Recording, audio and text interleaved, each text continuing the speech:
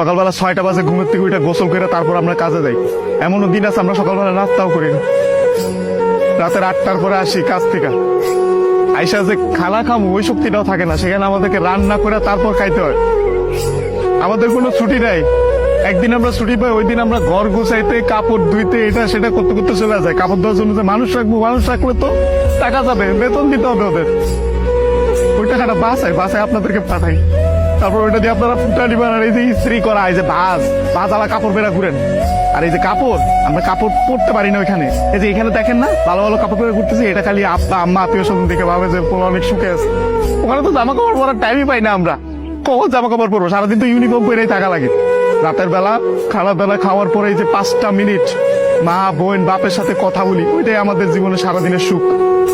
সারাদিন কষ্ট করে ওই যে 5টা মিনিট মায়ের সাথে কথা বলবো, এটার জন্য 16 ঘন্টা 18 ঘন্টা করে আমাদের চাকরি করা হয়। বুঝবেন না আমাদের কষ্ট। আমরা হয়েছে পৃথিবীর সবচেয়ে বড় মৃত্যু, কারণ আমরা উঠতে উঠতে মিথ্যা কথা বলি। মা যখন জিজ্ঞেস করে বাবা খাইছস না, বলি খাইছি। কি বলবো, মারা তো বলতে পারবো না। মা যখন জিজ্ঞেস করে কেমন আছিস বাবা, বলি ভালো আছি।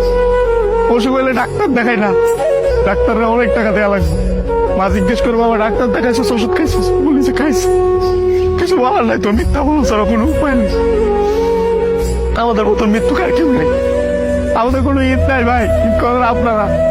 আমরা সেবাই পোলাও করবা খাইতে পারি না। সকালবেলা উইটার নামাজ পড়তে গিয়ে আইসা বন্ধুরা একজন আরেকজনের জড়ায় তোরা কান দি। আর মা বাপ নাই, কি ঈদ করবো? ঈদ তো করেন আপনারা। আমি আমার মার চেহারা 5 বছর ধরে দেখি না। 5 বছর পরে আমি দেশে এসেছি। যেই ছেলে মায়ের হাতে খাবার না খেলে পেট ভরতো না, ওই ছেলে মায়ের চেহারা দেখি না 5 বছর। ঈদের সময় জিজ্ঞেস করে বাবা কাপড় সময় কিনছিস, বলে কিনছি, কিন্তু কিনি না। 5 বছর ধরে 1 বছরের পরে ঈদ করতেছে। আর আপনারা নতুন নতুন জামা কাপড় পরেন, জুতা কিনা লাগবে, এটা কিনা লাগবে, সেটা কিনলে ওরে এটা তো ওরে এটা তো সব ধার খরচ করে দেয় আপনাদের ঈদ করার জন্য। খুব ইচ্ছা করে ঈদের মধ্যে চলে আসে, কিন্তু ছুটি পাই না।